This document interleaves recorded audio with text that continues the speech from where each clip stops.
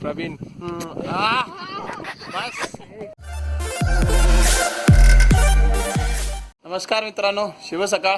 आज आम्ही जाणार आहोत रायरेश्वरला. तर रायरेश्वरला असलेलं महादेवाचं मंदिर आपल्या इतिहासासाठी फार महत्त्वाचं आहे. तर आता आम्ही निघतोय. तर यावेळी फार काही वेगळ्या प्रकारे शूट करण्याचा आमचा प्रयत्न होता, पण ऐनवेळी इथे हाताला लागल्या कारणाने आता बघू, प्रयत्न करू काहीतरी चांगलं शूट करू. आज पुन्हा आमच्यासोबत आहेत आमचे वळवेकर सर आणि आणखी 3-4 लोक आहेत. आम्ही पुढे निघतोय, ते येणार आहेत, आम्हाला जॉईन होणार आहेत पुढे जाऊ. तर भेटूया आता रायरेश्वरला. नमस्कार मित्रांनो, आम्ही आता सध्या रायरेश्वरला जाताना रस्त्यावर आम्हाला लागला जिजासाहेब झुलता ब्रिज.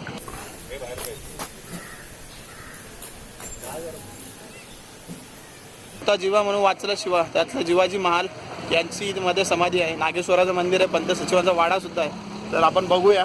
आणि हा आपला इतिहासाचा पण खरं तर फार जीवा महालांचं महत्त्व तुम्हाला माहितीच आहे आपल्या इतिहासातलं. तर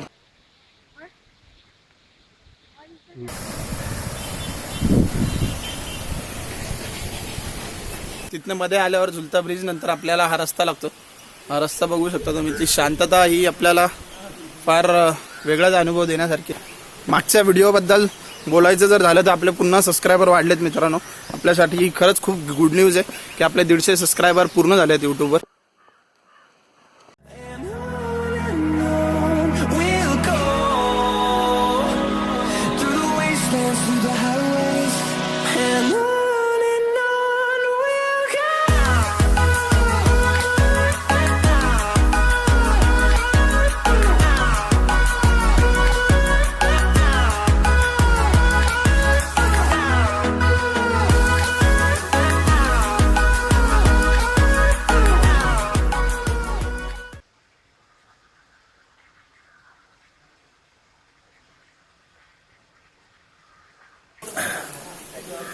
पूर्वंपार अशी कल्पना आहे की महाबळेश्वर क्षेत्र, महाबळेश्वरच्या ज्या 5 गंगा आहेत त्याच 5 गंगा ह्या नागेश्वर मंदिरात आलेल्या आहेत. पूर्ण पाणी मातीमधनं येतं. 24 तास 12 महिने कधीही दुष्काळ पडत नाही. हे पाणी आजूबाजूच्या जवळजवळ 20 ते 25 गावांना पुरवलं जातं पिण्यासाठी. ह्या पाण्याच्या शेजारी एक विहीर आहे. विहिरीतनं 7-8 पंप तुम्ही पाहताल ते बघा. ते त्याचंही पाणी सगळ्या गावांना पंपाने जातं ना. पण हे किती वर्षापासून? फार आधीपासून, म्हणजे फार वर्षांपासून आम्ही ऐकत आलोय आणि ते बघत आलोय. प्राचीन काळापासून आहे पाणी इथं असंच आहे. असंच आम्ही ऐकत आलो, बघत आलो. ओके. जीवा महाराजांची ही पलीकडच्या बाजूला पुढे जायचं जावं लागेल. ओके, ठीक आहे. ते रायरेश्वरच्या पायथ्याला आहे. धन्यवाद धन्यवाद. आणि तिकडनं तुम्हाला चांगला व्ह्यू दिसेल याचा, निरा देवदरचा धरणाचा वगैरे चांगला व्ह्यू मिळेल पाहायला. आता इथनं का? हो, असं पुढे जा. ओके ओके, ठीक आहे. धन्यवाद. हा स्पेशली कचरा बघायला आल्या लोकांना विनंती की प्लीज इथं कचरा करू नका. आपला कचरा आणलेला आपणच घेऊन जा, म्हणजे असले ठिकाणं जे ती फार स्वच्छ आणि चांगले राहतील. बराच वेळ ते कॉर्ड लावून बोलले, आता रिव्हूट येतात. एकच सेकंड.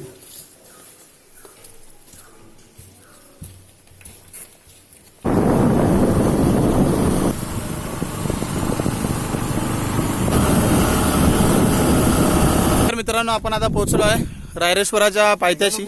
इथपर्यंत गाड्या येतात. वातावरण खरंच खूप छान झालं मित्रांनो. इथला निसर्ग जो आहे तो एन्जॉय करण्यासाठी खूप छान आहे. तुम्ही कधी रायरेश्वरला येऊन इथे नक्की व्हिजिट करा मान्सूनमध्ये. तर आता आम्ही चढतोय, बघूया बाकीचा गड कसा आहे तो.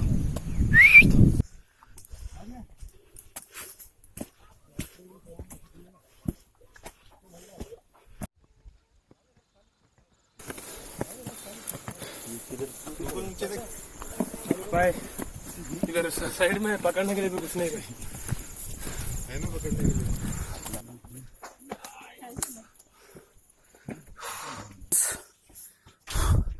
हे सीड्या चढावं लागतात रायरेश्वरला जाताना. फुल लागणार आहे आमची, आम्हाला माहिती आहे, पण तरी आम्ही जातोय. भाई सीधा चढो ना, गिर जाओगे भाई. यूट्यूब से पैसा नहीं आ रहा अपने को.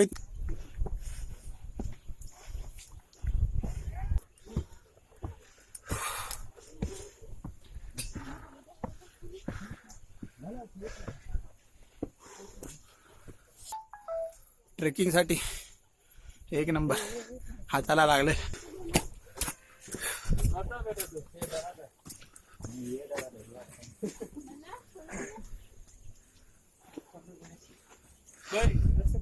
छान वातावरण ते झाले, सगळे ढग उतरलेत आणि मौसम हा खूप औसम झालाय. ऑसम ऑसम मौसम औसम ऑसम ऑसम.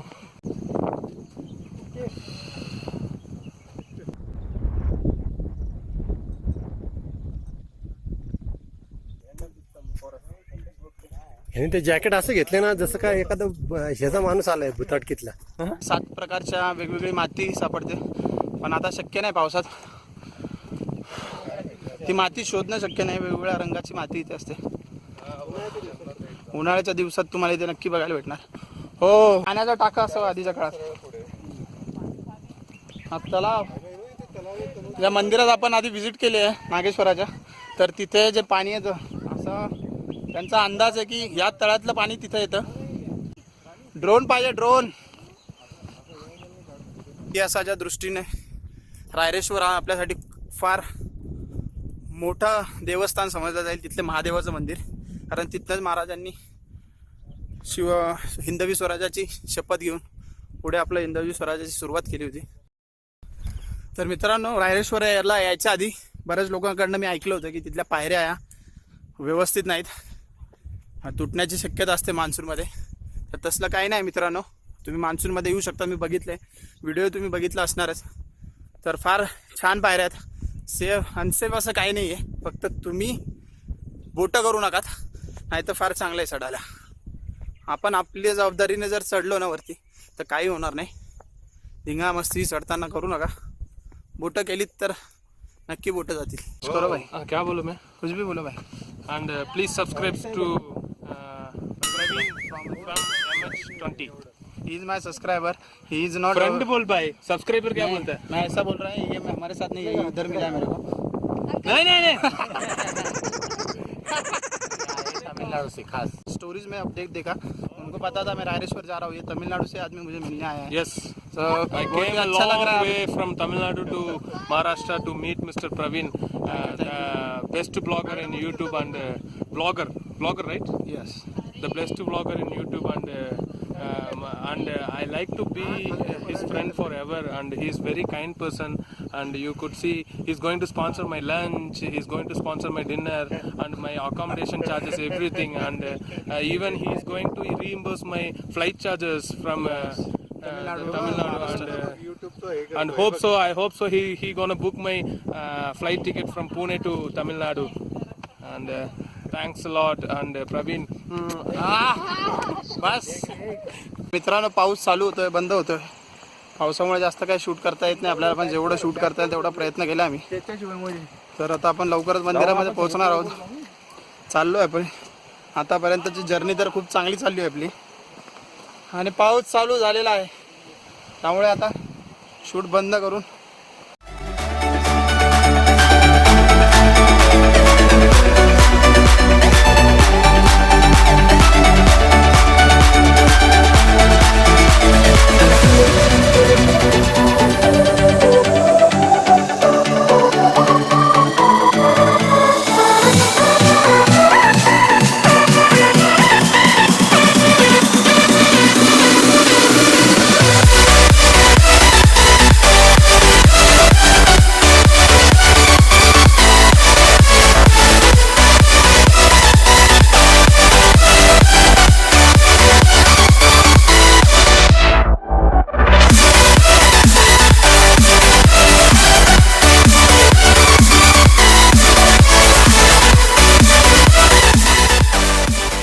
स्वराज्याच्या स्थापनेची शपथ घेतली होती. हेच ते मंदिर आहे माझ्या मागे.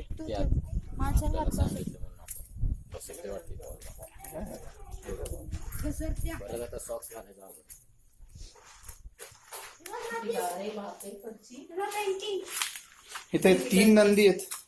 3 नंदीचं काय वैशिष्ट्य सर? एकच असतो ना जनरली महादेवाच्या मंदिरात पोहोचलो आहे. घेतलाय घ्या.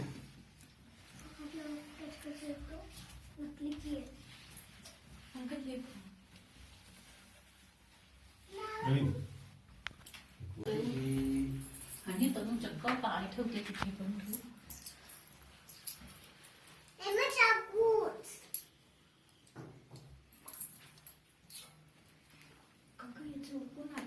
आमच्या वडिलांनी आजोबांनी जी सांगितली माहिती ती आम्ही सांगतो. हा तीच सांगा. हे मंदिर जे आहे ते पांडवकालीन आहे, महाराजांच्या अगोदरचं.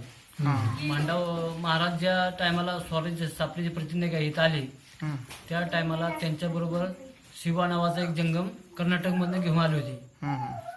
ते शिवा जंगमाला इथे ठेवून गेले. त्यांचे आम्ही वंशज आहे. त्यांचे वंशज. तेव्हापासून आम्ही आतापर्यंत पूजा अर्चा आम्ही करत आलेलो आहे. आणखी म्हणजे याची पहिली हा गड इथं आधी काय होतं का, म्हणजे इथे आधी प्राचीन वस्तू वगैरे नाही, काय नाही, काय नाही. वाडा वगैरे काही काही नाही, काही फक्त मंदिर होतं. 12 महिने ते जरा चालू असतो. चालू 12 महिने 12 महिने चालू असतो. अरे वा. हा हे काय पाण्याचा स्रोत वगैरे काही कळाला नाही तुम्हाला कुठनं येतो काय? ते आमचे म्हणजे वडील वगैरे म्हणतात की हे पिंडी घालून पाणी जाते. हा हा पिंडी घालून ते गायच्या मगातून बाहेर येते. हा हा हा ठीक आहे. तर मित्रांनो, रायरेश्वराचा प्रवास आपला इथेच थांबतोय. हे जे महादेवाचं मंदिर आहे आपल्या इतिहासात सर्वात मोठं खूप महत्त्वाचं स्थान आहे या मंदिराला. तर कृपया तुम्ही ही मला विनंती करतो की तुम्ही या रायरेश्वराला नक्की एकदा व्हिजिट द्या. महाराजांनी स्वतः इथे शपथ घेतलेली आहे हिंदवी स्वराज्याची. तर आपल्यासाठी ह्या महादेवाच्या मंदिरापेक्षा मोठं काही नाही, मला तरी असं वाटतंय सध्या. तर तुम्ही एकदा नक्की व्हिजिट द्या. पावसाळा मान्सूनमध्ये आणि हिवाळ्यामध्ये इथलं वातावरण हे फार बघण्यासारखं असतं. तर तुम्ही इथे नक्की व्हिजिट द्या मित्रांनो, आणि मंदिराला होईल तशी मदतही तुम्ही करू शकता. कारण मंदिराची मला तर वाटत नाही इतिहासातलं या मंदिराला फार महत्त्वाचं स्थान आहे, पण तेवढं मंदिर काय विकसित झालेलं नाही.